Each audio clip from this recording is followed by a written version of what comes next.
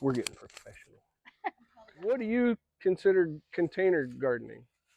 I would consider container gardening something that was kind of portable.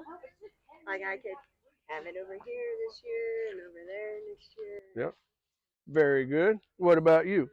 Um, I I would like buy some of those plastic tubs, That's what poke we the did last toes, year. poke the holes in Totes. it, fill it in, and Uh, that's what I was thinking all right. about it. I don't know if there's a standard definition besides the only thing that it's not. It is not plants or gardening done in direct soil. It's anything else that contains them in any other way. And as long as it's not directly in the ground, it actually is. If you have something around it, something holding the soil, that's container growing, and that can be any kind of medium. Um, what do you have? Bailey, have you grown in containers? I've grown in every possible thing. I had to me a container. That's what to me a container would be a container.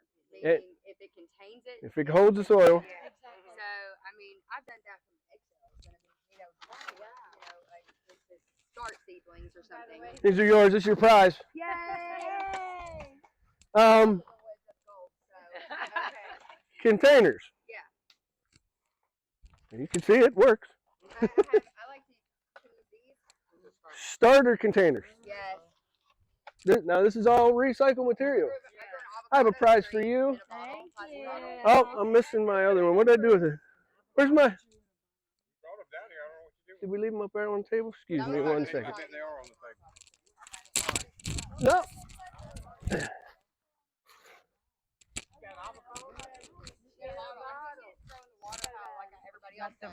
I want everybody to see there's actually Oh, that's what you little cilantro about. plants in there. There's a couple starters. This is a week old.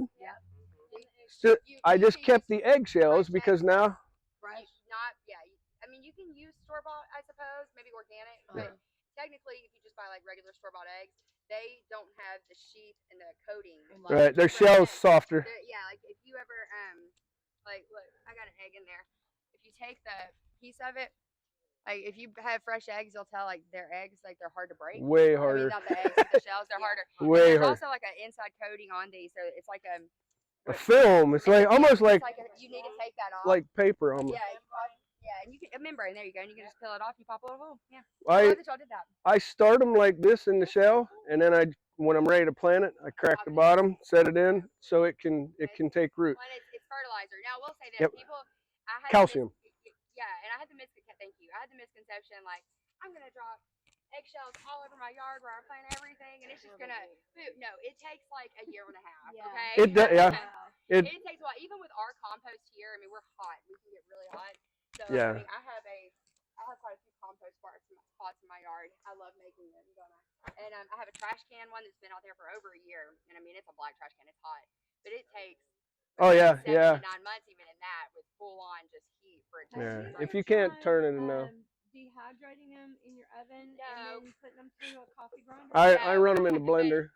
Yeah. I have. No, my little girl has gotten out there with a mortar. I've crushed them. Yeah. We've let them. I'll let them just dry out outside. I haven't actually done that, but then we've gotten out there and crushed them and done that quite a few times. But as far as just them, getting in the soil, it takes a while. Yeah. Back on this subject though. One of the great things about this is the part that we get to recycle too, because it doesn't matter. I have grown in tires. I have grown in potatoes out of these barrels. The things that are going to determine what you can grow in is the soil you can put in there and how big, what kind of plant it is. And we can start anything in this because it's from seed. You might need to start transplants or put transplants in something like that, but you want to. If you're growing potatoes, these little things aren't going to, especially indeterminates, they're not going to take care of it because you have to keep putting dirt or something back on top of them so they keep blooming new potatoes. Plant either. It's not something, right. So I've used these. I've grown potatoes and stuff like that. So anything that holds the plant and the soil that you can get in it. Soil bag. I didn't bring it. Dang it. So I buy soil, peat moss, whatever, to supplement. So I take that bag and I roll it inside itself till it gets to like this deep. And I leave that much dirt in there. and I take the bottom, poke holes in the bottom of it, and I'll put potatoes in those. And as it needs more dirt, I just unroll it, and it keeps going till it stands up. And now I've not only bought the container, bought the soil, and now I'm recycling that. And they'll last probably 2 years if they're not in direct sun all the time. It's also a great way to grow lettuce because you can literally cut an X in the top, laid flat, Just and then the peel it yep, back. just the And bag then just itself. plant your lettuce right into the bag of soil. And that's grow still it back. container gardening. Absolutely. And speaking of potatoes too, I've got 2 containers for sweet potatoes I'm so glad you said that that. y'all can see I've been too. doing mine I've grow already bags, showed 'cause y'all. I did potatoes last But year. it's basically Used your cheap bags. Home If I save Depot them for black insulation for totes chicken. with yellow tops on them. And when they're not growing potatoes, I put the lids on them because soil is modest. It does not like to be naked. So it keep it covered. And the only thing you ever want to grow where you're growing potatoes or sweet potatoes, either one, but especially sweet potatoes, you can only use that soil for sweet potatoes really. Because it's nightshade and no matter how thoroughly you dig those potatoes up and get those vines out, if the tiniest Hair piece of roots. a root is left, it will just go crazy again. As soon as it's time for it to grow, it will grow. So it's best to just designate a Another spot. great point for containers. Mhm. Containment, not just of the soil, but of the plant. There are some invasive species that you might like to grow. Believe it or not, there are a few that I want to grow, but I'm not putting them in the dirt. They are going to be in a container because, and I'm going to make sure they never, if they come to seed head, the day that they come to seed head, I'm taking them off. I've used some really neat stuff. I was in the army in the recruiting command for like 13 years, so every 3 years I had to move somewhere to an actual civilian town somewhere away from all the other. Right? Yeah. So I had limited space. A lot of us have lived in townhomes, and this is what we have. If not a lot smaller. And I've had spaces where I only had 3 feet around where they had planting beds before. And I asked the landlord, "Hey, can I rip these up and put in vegetables?" Well, sure. It was ugly. It was old. They didn't care. But I had a deck, like maybe 10 feet long and 8 feet wide. Perfect for green stuff. I grew so much stuff on that deck. I took totes and drilled holes in the sides. And I'd plant on top. I'd plant on the sides. I'd use every square inch of that soil. I've one of the things I used to have a landscape business too, and I loved taking natural stuff and reusing it.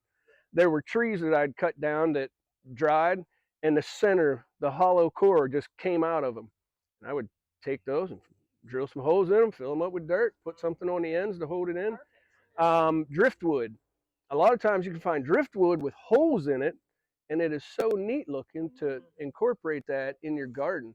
And a lot of times the only thing you have to do, even like this, take landscape material and line it so that it's not leaching through all the time. And now these are kind of, I don't want to say cheaper, but they're pretty thin wood. If I kept this wet all the time, they'd only last like a year. But I'll line this with a bag, and it'll be fine. I'll just make sure there's holes in it and there's holes in the bottom. You could line it with And that. that's exactly what I was thinking. So there's been literally, I've tried just about anything. If I was trying to save a plant somewhere, I have been in 5 miles into the woods somewhere hunting, and I found a plant that I wanted, and I was like, And I still don't think I did James anything has wrong. learned that when I say stop the I- car, he just says no. yeah. We got streamed out when we were buying that car just last week. We went across the road to saw flowers. I used to keep a shovel, and we'd go down the highway, and I'd make them get out and dig my way. Yeah. I really did. So when we started this part, I asked Donna what she thought container growing was and gave us, and that's something that I wanted to bring up. It's part of the pros and cons, but a lot of people would not call this container gardening. You would call it raised bed gardening, but it is just a higher, bigger form of container gardening. And it has different advantages. All the different containers have different advantages and disadvantages. Where would Mary? Where would you grow? You know what? I'm gonna talk call one of the guys. You're new. You're not. I know you're. Where can you grow? Where can you grow in containers? Anywhere. All you need is what? Two things. And all right, the other one. That's it. Literally. And we have shade loving stuff. There's a beautiful little specimen right here. Looks like a cherry tree to me. I don't know. It's really young. Anybody know what this is? It looks like a fruit. It looks like a fruit tree. Really does. Fruit tree, we need to move it because it'll die there. Well, eventually, yeah. The magnolia won't like it. Back to our subject. Where can you grow? Anywhere that you have enough sun, and your plant can fit there. Or One. lighting. I have light. I have Yeah, or artificial light. If you Yes. come to my house, you might think we have like a weird grow operation going on. I've got red lights hanging everywhere, and there might be one just hanging up there and no plants. I just forgot to move it. But those are, $10 at Tractor Supply. And that was one of the things I was going to go into. Indoor, outdoor, it doesn't matter. Sidewalks, trellises, trees. I've hung shade loving things in the trees, so it really doesn't matter as long as you fit it to your size and your plants. Yep. So moving on, give me some limitations, which we've already talked about one or two. What are limitations? What's going to hold you back from being able to put this container in your bathroom? Sun, moisture, size, traffic. So it's whatever's going to limit you anywhere else. So it's the same stuff, but sometimes we get wound up and go, oh, I don't have enough room or this or that. One thing that's really cool, let's say you have as much space as that barrel is, but nothing from the ground to the first ring. You still have 2 feet and whatever roundness to grow in, so get them off the ground. Take if you're using one thing we did in Florida this last year. Florida's rough to grow in the summer. It gets hot. We grew almost all our stuff under our fruit trees in raised beds, and then we hung them. I had vines that went from one tree to the next to make even more cover. And we had one section that was out in the open, and that was the stuff that could really handle the heat. But you can use any space. The only things that really going to limit you are, plant versus container and sun, the light versus what that plant needs, and then the area that you're in. Do you have enough room, or is it too shady like under the magnolia? Is it too bright out here? And you just really have to find those happy mediums. Pros and cons. Portability, number one that I put on there. If you have pots in a container today, our son-in-law and daughter had to get a new table. They thought it was worthless. It was broke. So they got a new table. Well, guess what happened to the old table? Pap took it outside, flipped it over, tightened it up, put some screws in it, and now houses the other 25 of these that I have sitting around in my little apartment that I'm trying to get out in the sun every day. Same situation going on in my screen porch right now because they left the table here and it wasn't like very attractive. It was sturdy though. I put it out in the screen porch. That's my potting table. That's where. Yep. Hydroponics, if you don't have a lot of room too, it's also great. I'd like it for a seed starter, but like I'm not. That's really, all containers. Okay, I guess it's completely contained, but especially if you're in a small apartment or a townhouse or something, they have. I mean, depending on what you want to spend, you can go from anywhere from $80 to 5,000. But you have like towers, you have. You can grow vertically. I have one that sits on a table. Mold. We had that. You need a lot of ventilation anytime you have water. Even if you have a fish tank in your house, you need to make sure you have ventilation. The whole room. Yep. Like roof. Why? Ventilation. I'd love to come look at it and help you Got- figure it out. 'Cause I cleaned it all up. Yeah, I would love to come. Well, I'd love to help you with that. 'Cause I'm interested. Are you talking about the Yeah.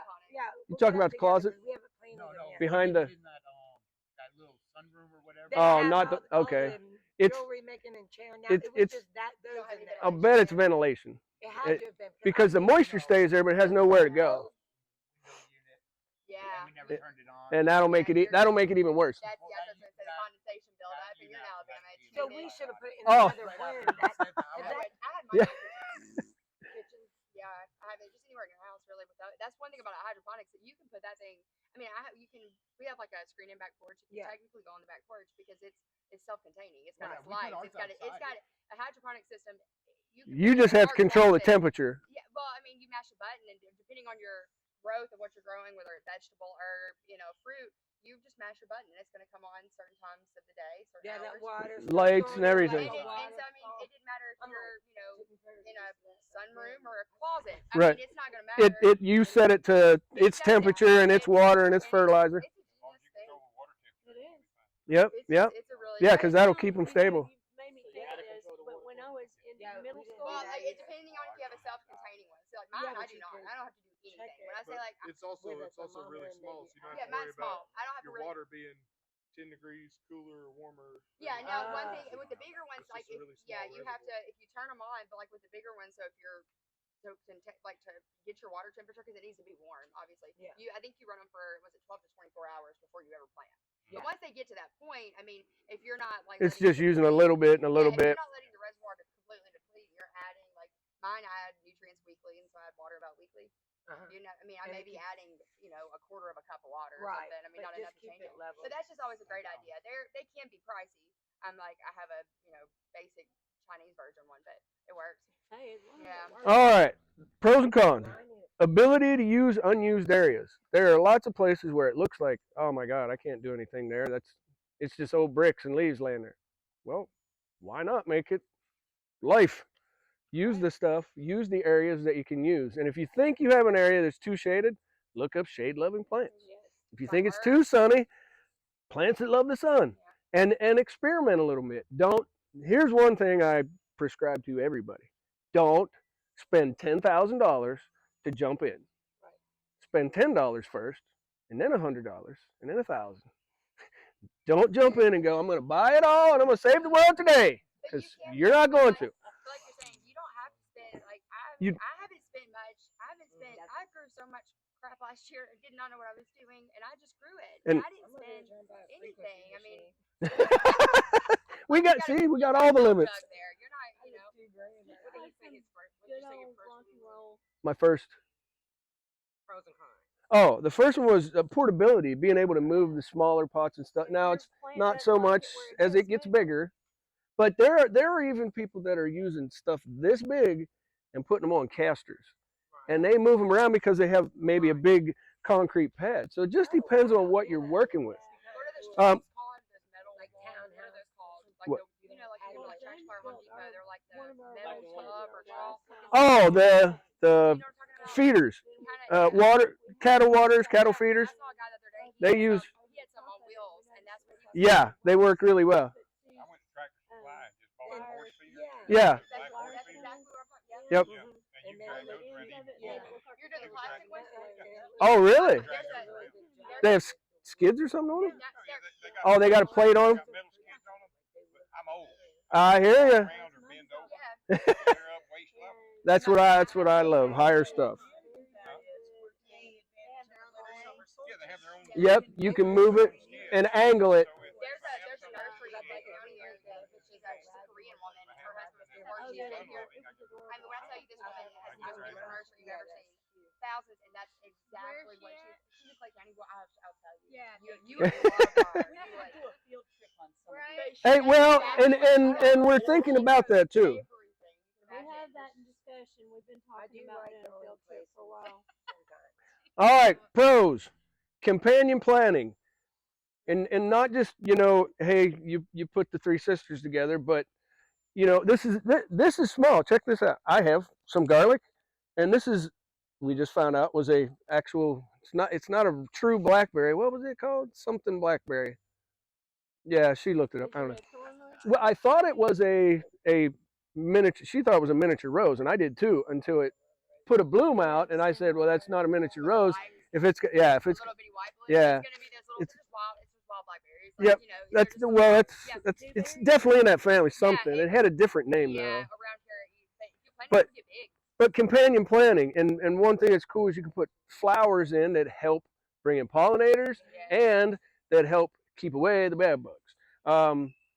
And garlic helps keep away bad bugs because it completely screws up their sense of smell. Yeah. They're like, oh, look, a pretty flower. Oh, no, I don't want that. And they leave. I mean, they just don't bother it. Some people have mentioned it. Yeah, we got to be careful on this sloper. Vertical gardening. just like you were saying with the hydroponics, you can take one of those hydroponic systems and fill it up with dirt if you find it somewhere. You guys have one. When I first saw it, I thought that was a dirt planter. Not a, yep. And there's all kinds. You can put this one on the ground, stack these up. We have an old clothesline in our apartment. We're putting stuff everywhere. If we can get sun in it, we're going. Yes, ma'am. Okay, so the shoe rack that you hang on your door. These are awesome.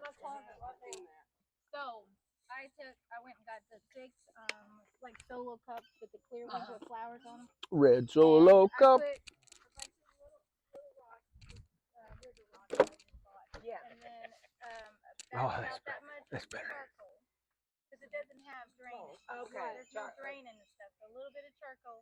It's planting charcoal. Yeah. And then filled it up the rest with soil, and then we're doing all the herbs, cilantro. Oh, That's I saw a great that the other idea. day I when use I was mine for my gardening Coming up. tools. And just Yeah, like, yeah. So we it's gotta not hang it. plastic, it's fabric. We hang it on the door in the kitchen, And it's not getting direct sunlight, so it's great. It's great for starters. After they come up, we're gonna have to see where the light's good enough. But good idea, babe. I'm glad you brought that up. I have a couple coming up. Did y'all see that thing on the front porch? So you, Probably not. He built it. It's like a stack or. like a stair one? Yeah. Just like that. I just use the fence pickets because you know you get the pine and the pine are like $2 a piece, 6 foot.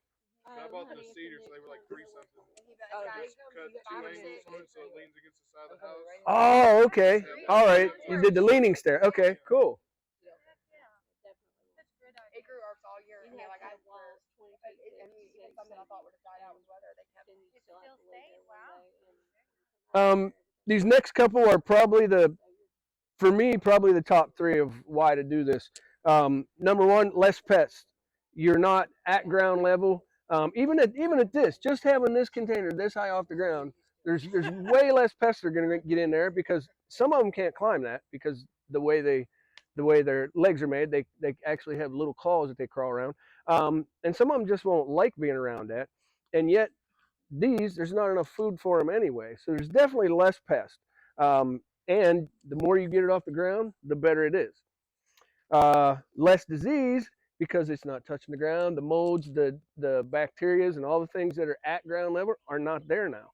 And I'm actually even careful. Like when I put my things out today, I made sure none of my garlic was touching the wall that it was close to. Why? Because we've got a line of ants going the whole length of our building. Sooner or later, if they can get there, they're going to be there. So it's a lot harder for them to crawl up the legs, across the table, and then get to my plant instead of just crawling across the leaf. You get to control everything about this. You get to control the soil, where you're putting it, how often you water it. Now, all 3 of those kind of lead to the cons too. You have to take care of the soil, the sunlight, and the water. The cons, water and drainage. If you have a container, especially a non-porous container, you better put holes in it. You better put enough that it can relieve itself when it needs to. Weight. The bigger these get, the less mobile they're going to be. So they can really quickly, soil, especially wet soil, gets very heavy very quick. Those 40-pound bags, if they're wet, you ain't moving them. You can, but. Okay, I'm not moving them. Well, what I was going to say is we got a gorilla cart for just that sort of thing. They're very rugged. They have a dumping kind of feature. And even with that, though, my poor husband, bless his heart. Yeah, see, you need the gorilla part. Yeah, it loads it. But yeah, loading those all into that, and of course they started off up there in the truck, and he had to put them all in the gorilla cart and bring them down here. And yeah, I don't think he was in my fan club that day. Well, I understand with soil with these. I don't know if everybody lives like in this area. I'm from Tuscaloosa, which isn't but a few hours away, but it's shocking to me. I mean, it's like a different world. Weather, soil, everything. So down there it's sandy. It's below sea level. So here it is complete opposite. It is clay and rock. I mean, and it goes from one to the other. I don't care whose house you're at, whose yard you're in. I don't care where you're at in this area. You're clay or rock. You're gonna hit it eventually. And that has to be probably the worst thing to grow anything in. I mean, it's just, it's hard, your roots can't grow. I mean, it's just impossible. So, and I've tried it. It's hot, and so it's hot here, and being that it's clay, it just dries out so quickly. Yep. It's not holding any nutrients. I mean, you can tend to it and compost, but Yeah. what you have is what you Roots got. can't move. Yeah, you got to be able. freely. Yeah, It's and just, so that's one thing I will. Yeah, soil is a big part of it as far as a pro. If you know, are dealing with what kind of Yeah, soil with you're what you dealing had, with what unless you. you're just like building it up, you know, to like amazingness. But yeah, this is rough. and the other reason that raised garden beds I mean, you are can good see it right there in hers. and You can see what container it is. gardens are good in a situation like we have. We wanted a garden down here. We already knew we wanted raised beds down here, so we had it leveled, and it's a good thing we wanted raised beds because we're on a gigantic granite boulder right here, and they couldn't even go down as deep as we wanted to because all of a sudden we hear straight. Well, I mean, that's like at our house. There's quite a few times we've gone to dig and you just can't. I mean, there's just it's rock up under there. So In my basement, you can this see is just the a good house thing. is And literally built compost. around Around. a massive chunk of granite, which makes the basement safer in a storm than that thing. So, we're telling. All right, moving on with the cons. Now, I gave you a pro. I'm sorry. no. You can say this is in the middle. I think you're going to spend more time inspecting, but you're not probably expecting as much for bugs, but more your soil moisture, because these can dry out so fast, especially if you get in the mindset of having nothing but potting soil in there. That vermiculite and all that light stuff will dry out super fast, especially in a more. This has holes all the way around it, so all the way across the bottom.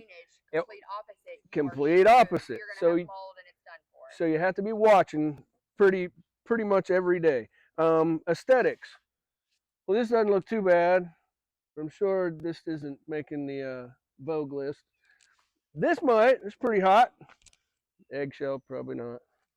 But aesthetics, depending on, hey, do you want a pretty garden or are you just trying to grow? You know, but that's on you, what you want to see. Size container by plants, and that's what we talked about already. You know, I don't want to put a potato plant in here and let her go. It's probably not going to do all that great. Right. Or the next part that comes up, repotting, transplanting. You know, yep, I got, I don't know, a dozen blueberries in that thing. Are they going to grow? I don't know. But if they do, as soon as they start growing, within 2 weeks, I'm going to have to move them to this or that or something, or their permanent home. Money. Now, all this stuff is pretty cheap. I paid $6 for 2 of these last night. Just got these last night. I don't even know if I'm going to use them to plant in. They might hold firewood. ATS, the thrift store. My son-in-law works there, so I know every good deal that comes up. Oh, that's awesome. America's thrift store. So if you're buying all this, you know, and I don't remember if you guys said you bought it or you repurposed any of this, but A lot of that is repurposed because that tin is what came was off of your. over from when we had to put a new roof on the house, which Yep. had to happen immediately. So if you had to buy this would be pretty pricey, you know, depending on how thick your wallet is. There are places where you can find like they've torn a roof off, recycled, repurposed. Go knock on the door Yep. and say, Yep. Oh, our roof come off 2 remove years ago in the storm, and that's what we have had more people Ask about it. all the time. I mean, for 6 months, people were coming to our looking, constantly knocking on there, you know. And they're like, we live on so and so road, 5 miles away. Don't tell people about our egg dealer. Can't get off secrets. Just like, shut up. That's about it for me. 2 things I want to talk about is, you know, this is more of a controlled environment than this is. The only difference is if you put all this in here yourself. But if you don't control the environment, it will control you. Believe me, good or bad. And one other thing, we have one other kind of container. This is not going to sound traditional, but it's a container to keep pests away. Big pests.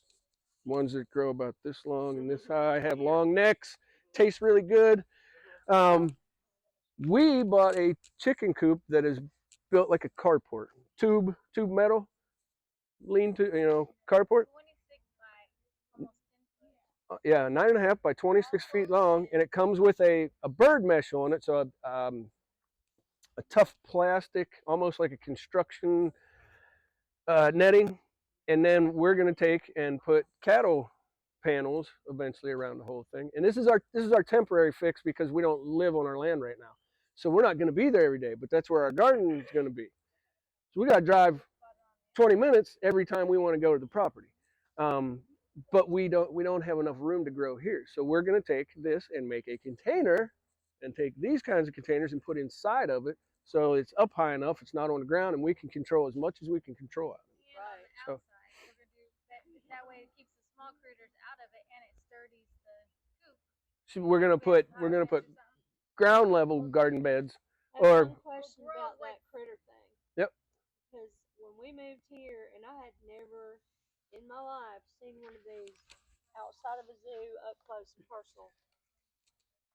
I look out the door one day, and there is this mammoth size, fat groundhog sitting right there on the steps to my shed. Like he just surveying his kingdom. you didn't think he was And cute and they- fuzzy? I thought it was adorable, but I didn't want him. It's a to baby come bear! through my garden. So if you haven't already, I can tell you if you're gonna make Armadillo. raised Almost same beds. thing. We got a different one.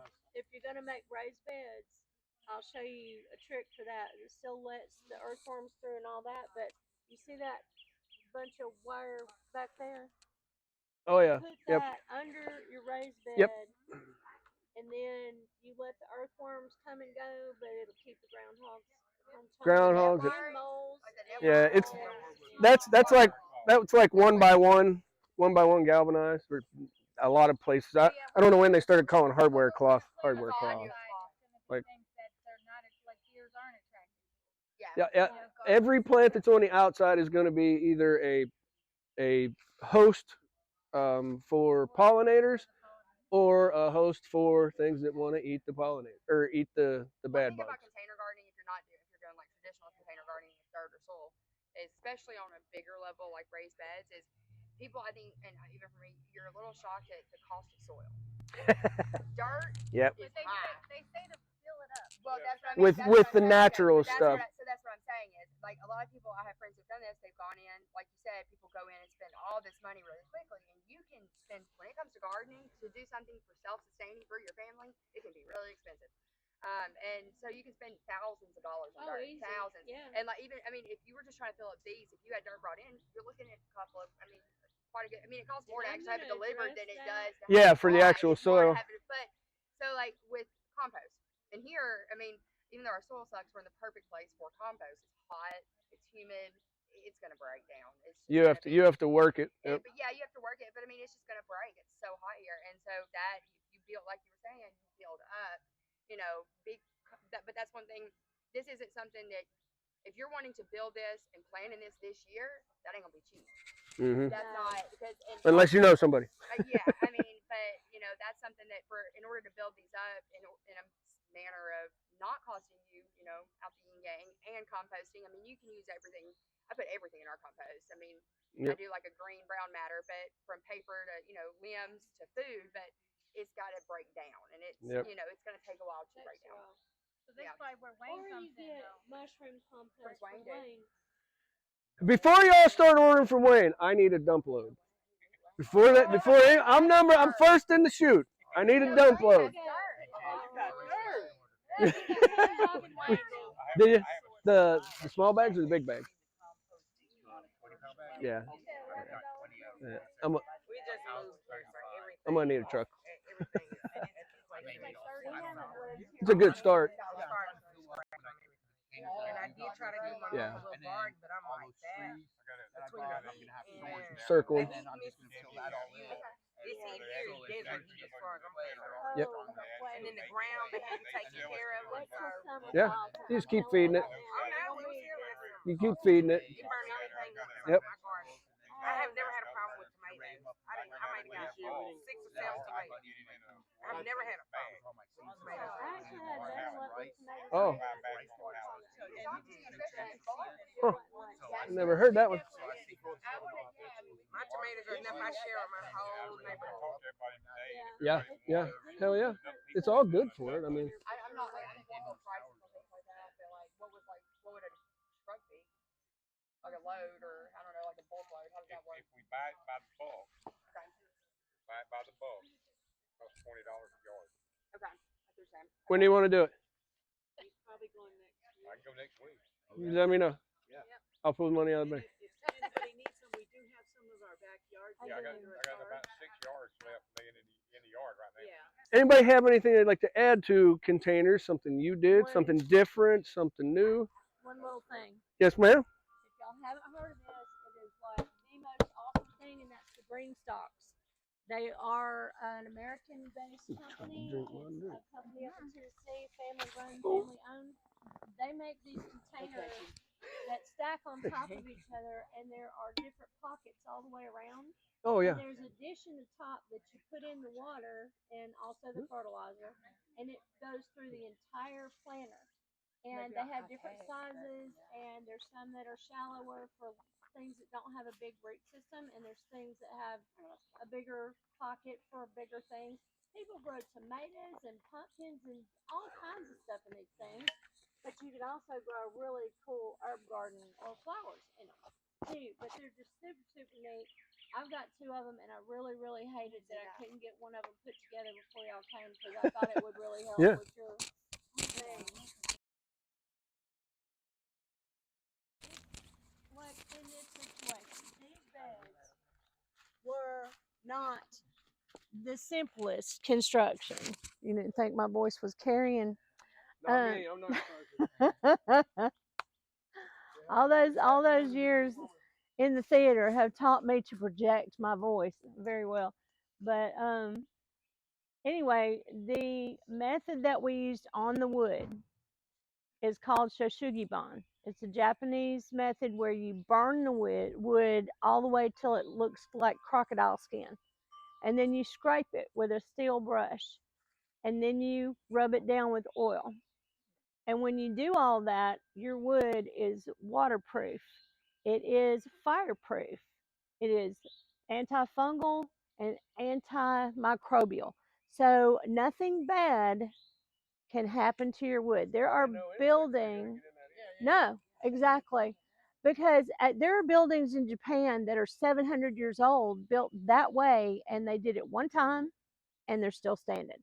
So I'm thinking, well, if it works for a temple, it'll work for my garden beds, you know. So we got these are pine. They normally recommend to do either a pine or a cedar. I didn't really want to do pine, but it was the most cost effective.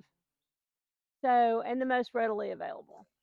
But there are a couple of different woods that you can use, and I don't right off the top of my head remember the other ones.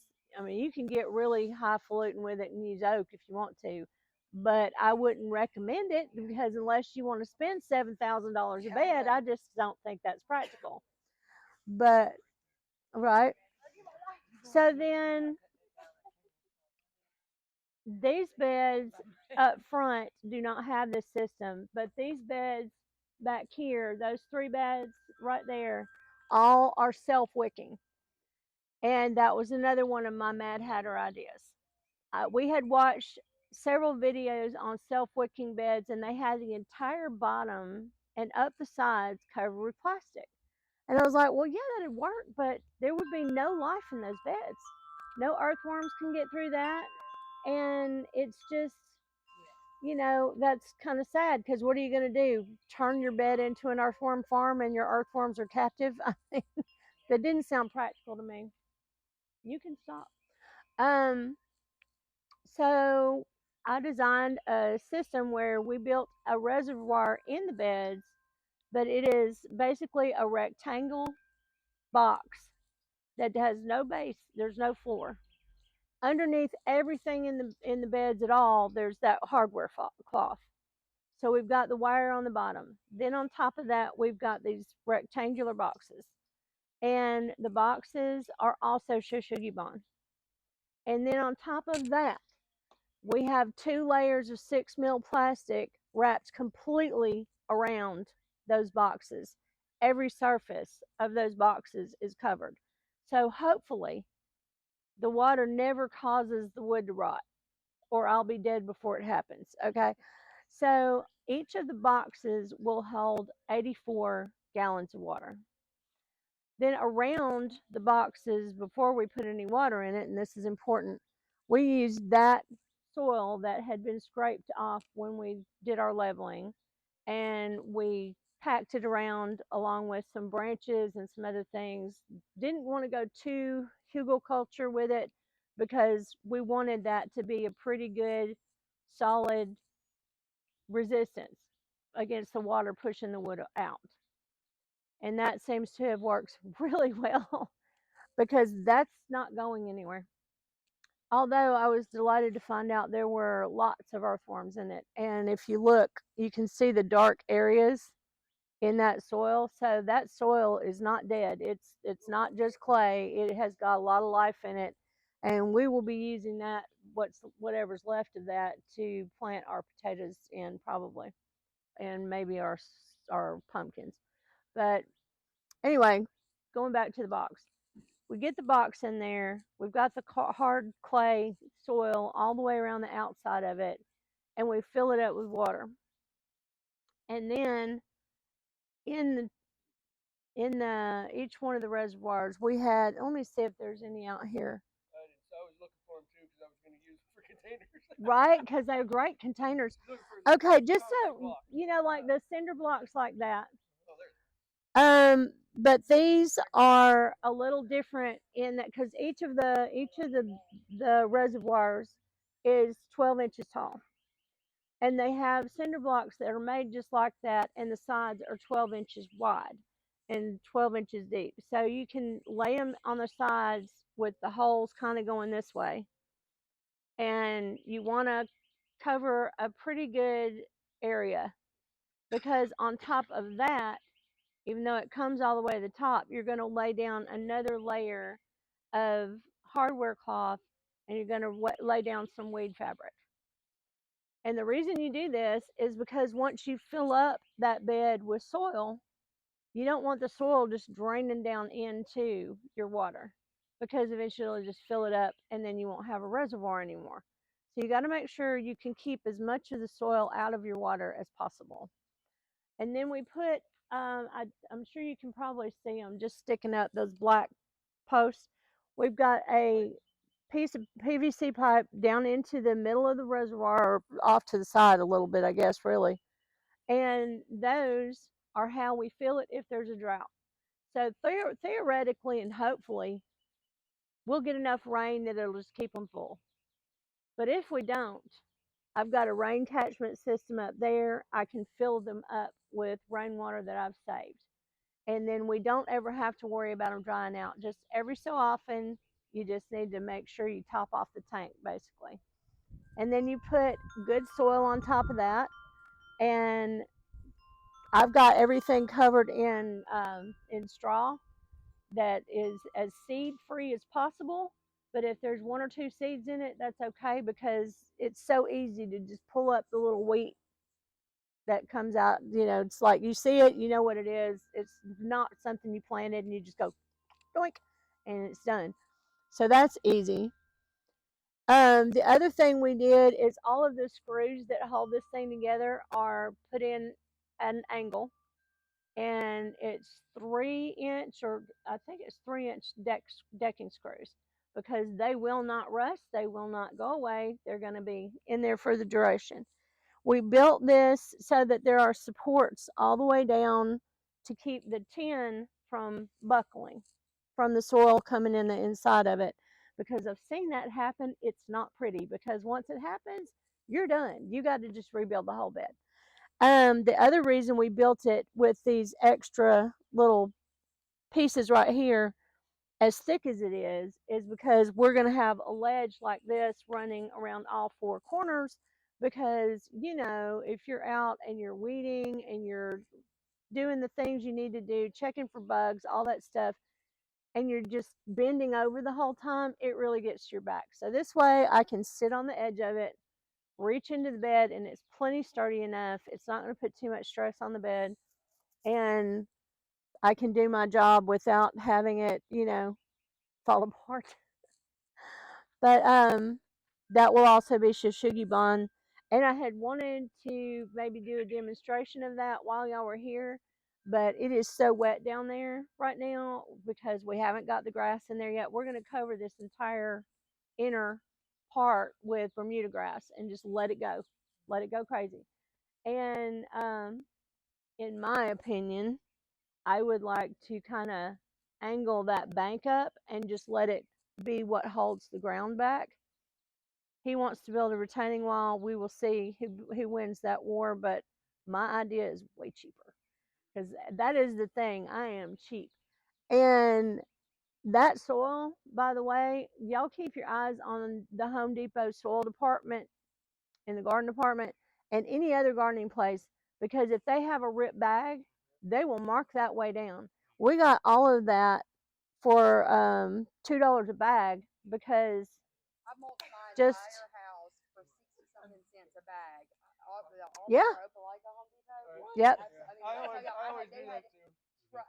I buy every buster, even concrete. Rock, yeah. sand, rock, anything, anything that comes in a bag there, they'll do it. And that's like I said, I come home from shopping one day and had a whole truckload of mulch. I didn't take anything for it. Wow. Yeah. You go. Did you have a question? No, last summer, me and my granddaughter were on our way back home. I went and picked her up, spent the weekend with me. Every few miles, big old bag of soil. I'm looking like, where's the truck? The truck has got to realize they've dropped it. Me and her stopped and got all that soil in the back of my car. I ended up with 8 bags, and I did all my tomatoes and everything. Oh, that's awesome. They never did come back. I never saw a truck coming back looking for it or anything. I said, thank you, God. That must have been hilarious. The back end of your car had to be just like a low rider back there. That's hilarious. But anyway, before we stray too far off, does anybody have any questions about this system here? You said you built a whole reservoir? Yeah. Yeah. See, I knew somebody was going to ask. How Yeah. does wicking work? How do you keep the dirt out of the water? It is so natural. You don't have to spend tons of money on a machine to make that work because the soil gets thirsty and it wicks right up through the soil. The plants will go down looking for the water and they'll find it and draw it up. But it is so amazing. When we filled those beds up, it didn't rain for a couple of days. Hallelujah. And I went out the day after because I just wanted to check everything. And I pulled back the straw, and the very top, you could see the moisture was there. There were a few little dry granules on top, but all of the soil was completely moist all the way to the top. And right now, you can, of course, it just rained too, so that's not much of a demonstration because, you know, it would have been a cheat. But it is amazing to me how quickly, I mean, by the next day, the entire bed was moist with the soil, with the water that we had put in the night before. So what's touching the water? What's touching the water is the plastic that's surrounding the boards. And the reason we did that was just to make sure there was no leakage. The overflow. Yeah, how's it getting? How's the wicking What's work? wicking? The soil itself wicks. Well, I think this has a lot to do with it. What? So these are in there. Yeah. And they're in the water down inside there. If you ever wet one of these, it leave it for 15 absorbs minutes on the top, and it'll be wet on the bottom because it's porous. Okay. So these are the in the soil water, works the same way as that. Then it's these the hardware landscaping fabric, yeah. Mesh wire, and then it's landscape fabric to keep your dirt from going into your water. You want your water in your dirt, not your dirt in your water. Right. So at that point, now it's all dirt on top of that fabric. So this gets wet. That fabric is right on top of it. It just soaks it right, and eventually all the roots will probably get all the way down to the bricks. Right. But here's the thing, the concrete is porous, and yes, it wicks the water up through it, but the soil is also porous. and it will just it flows right up through there. It's not really evaporation, but you know, water always tries to go skyward.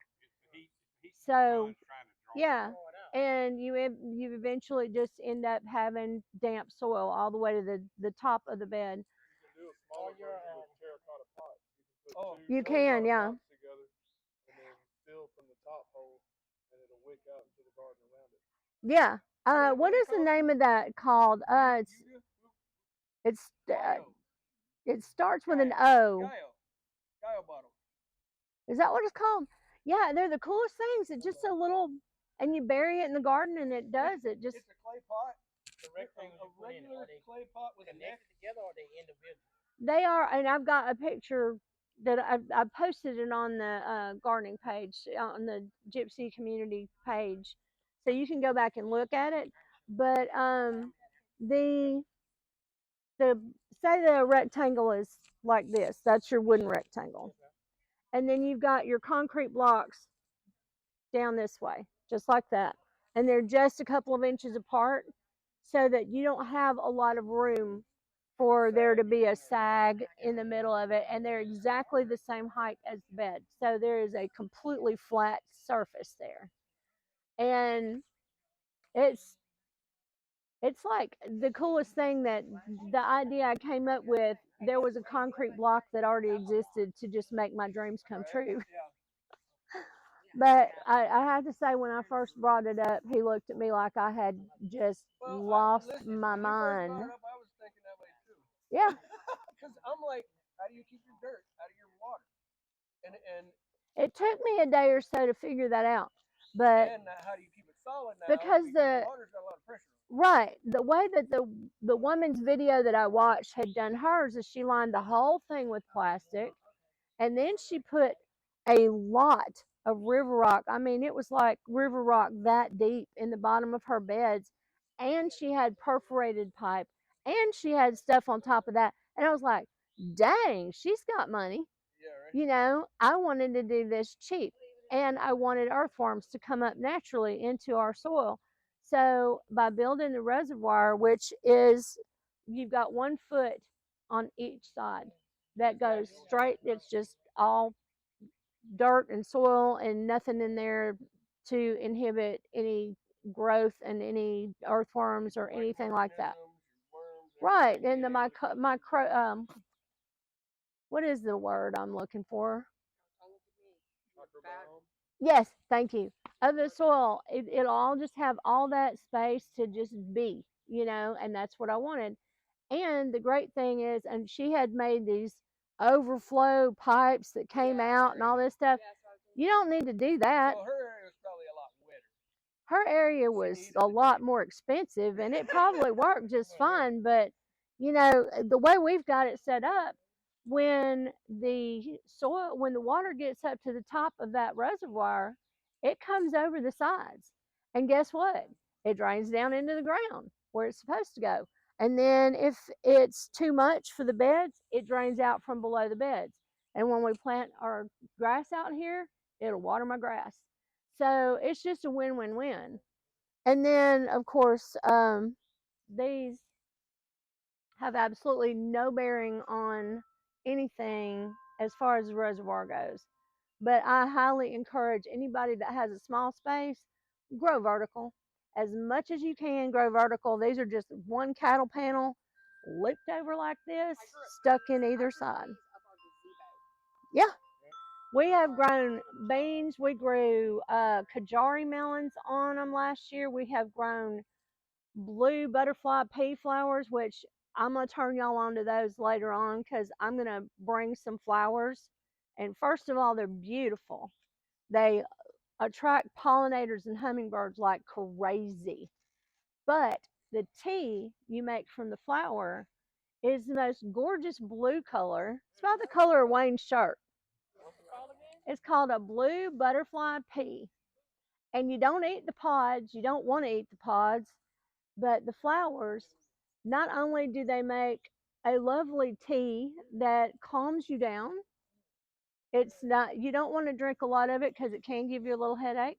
I learned that the hard way because I was like, oh, this is just so awesome, you know.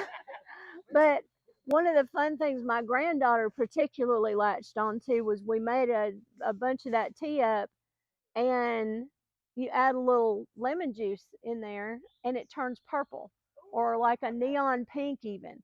And she just thought it was the coolest thing she had ever seen in her life. So she did like a whole little presentation on Oma's magic drink, you know. And I'm pretty sure that her mommy explained to the people that she was doing the presentation for that it was not a chemical thing and that nobody was going to die from drinking it because she thought it was magic. That was good enough for me.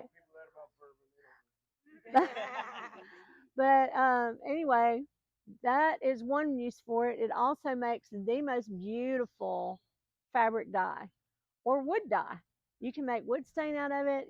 It's just the most awesome plant ever. So one of these is going to be completely covered in those flowers. You can grow pretty much anything on these things. They're sturdy as all get out. They're the cattle panels. They really help you with your efficiency. When I've done any trellis stuff, sorry, this little beast got my attention. Just falling all over. I'm wondering where he's getting it besides that. Right there. These bushes back here got a lot of blooms, and they love it. What it does is it opens it up for you. You're not looking down on the ground all the time. Now it's right in front of your face as you're walking by to get to the other stuff. It's like, wait a minute, what's that horn bug doing there? You know, and it lets you see your fruit when it's ripe. A lot of times, don't tell me you've gardened and grown a squash or anything that's on the ground and it has not hidden from you. You found it after you did everything else, and it's the biggest one in there. It would be. But on a trellis, that won't happen. No. They're not touching the ground, so they're not getting rot. Right. They're not getting brown spots, which is the number one killer. As soon as they get a brown spot, the bugs are in there. Right. Bugs and potato beetles. Some things do need support, and I'll tell you what, you can use all kinds of crazy things, but like things like if you want to grow cantaloupe on one of these, you can. If you want to grow, personal sized watermelons, you totally can. But what you want to do is go to the Dollar Tree and get some of that fake fisherman's netting that they sell to put out for like luau season and stuff. And you cut it into pieces and you make little hammocks for your fruit.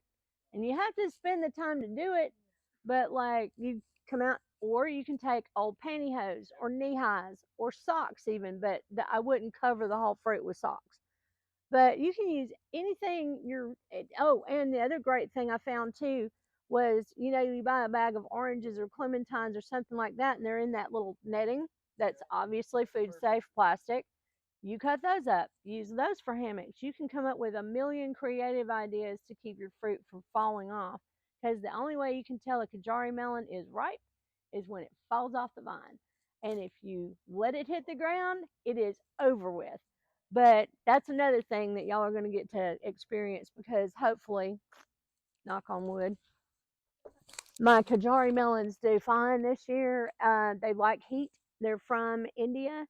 They became a very rare seed, and there are two revival projects that I'm doing right now. The Kajari melon's one of them. Those are really not as rare anymore because they were rare and brought to my attention a couple of years ago. They're gorgeous. They've got like orange, cream, dark green, orange, cream, dark green. They're this size. They taste like a combination of a honeydew melon and a cantaloupe. Very light. They are so yummy, y'all. So good. And you can use them in all kinds of different ways. I mean, you can wrap them with ham and pour a little port on top of it. It makes a lovely little hors d'oeuvre if you like port, which I don't, but my friends liked it.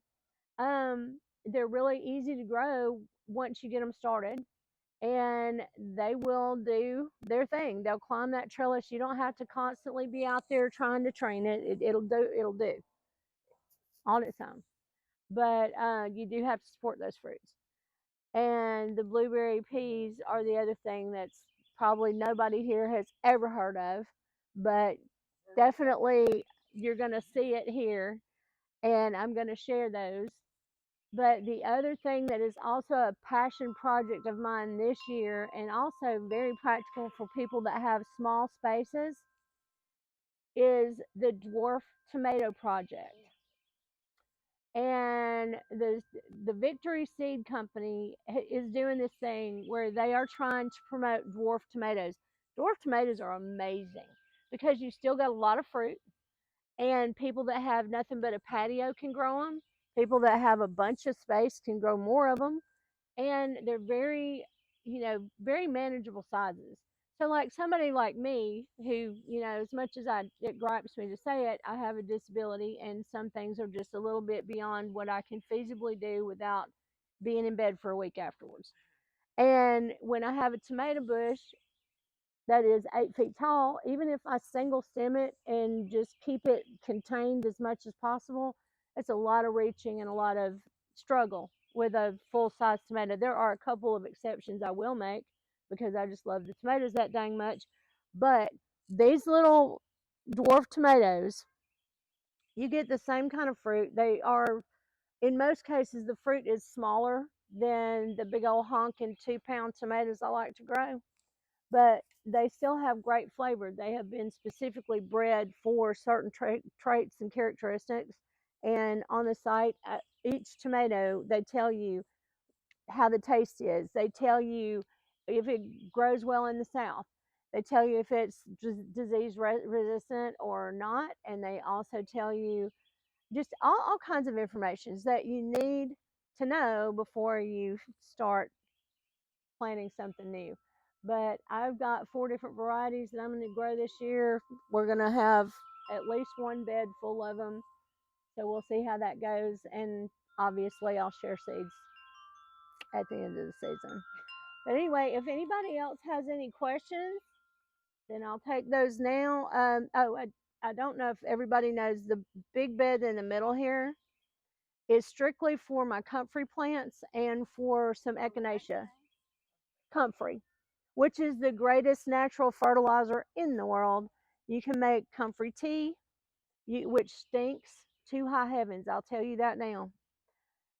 It also is great for chop and drop. If you get some of the leaves and you just cut them and just lay them out on the top of the soil where you need fertilizer and mulch, then it's a mulch that is a fertilizer. It's amazing stuff. So it's nice and tall. You can sit here with a stool. yes. Relax in your garden. Have a beer. Let your grandchildren have a place to eat that they're not going to destroy Alma's kitchen. That's one good. I had to do it. Every time I walk in here, I just. Well, I always end up doing the same thing, and it's like I feel like I'm at a Western or something. I'm like, hey, bartender. But no, that it's also a great place to like take my seedlings out and get them arranged where I'm going to want them, and then take them and plant them. I like levels of surfaces in a garden, and it is not self-wicking, but the roots of a comfrey plant will go so far down, they will find water. It's hard once you get it can be an invasive plant, so don't just plant that stuff willy-nilly because it will take over wherever you plant it. But it is a miracle plant if you can grow it where you grow it. It'll be a benefit for your garden for sure. So does anybody have any questions? I got on comfrey, and that's another thing I love that plant so much. And we were talking towards the end, not just about what we were talking about today. You came here with a question, bring that out, and if you don't have an answer, we'll find it. Absolutely. How long have you been meeting? How long have I been what? How long have you guys been getting together? This is our 3rd meeting. We're brand new. So right now we have a lot of passion. The first meeting was a really spastic, chaotic thing. And what we're trying to do here is the people that have never gardened before have a broad range of experienced gardeners right in our midst that they can say, hey, Wayne, can you tell me more about mushroom compost? Or they can say, hey, Rachel, can you tell me more about this particular herb I want to grow? there's a lot of different levels of experience, but we can all learn from each other. And I know for a fact, even though I've been gardening for most of my life, I don't know everything. So I can still learn from you. I can still learn from them. And, it's just a beautiful thing. But, I believe we can adjourn. And obviously, if y'all think of any questions later, just message me or put it on the site, because if you have a question, somebody else might have the same question and not know to ask it, or somebody might have an answer and this person might have a different answer, or this person's answer might have suited your needs a little better. It's just Now that we all know what a waffleini is. a waffle weenie. I really like that Japanese burn. That's cool. I like Which? wood. I Oh. that how did I learn that tonight? That's cool. I like wood, and I did and I'm too. thinking for someone who lived when I was a kid What is in Okinawa, Shoshugiban? who lived in Japan, never heard of it.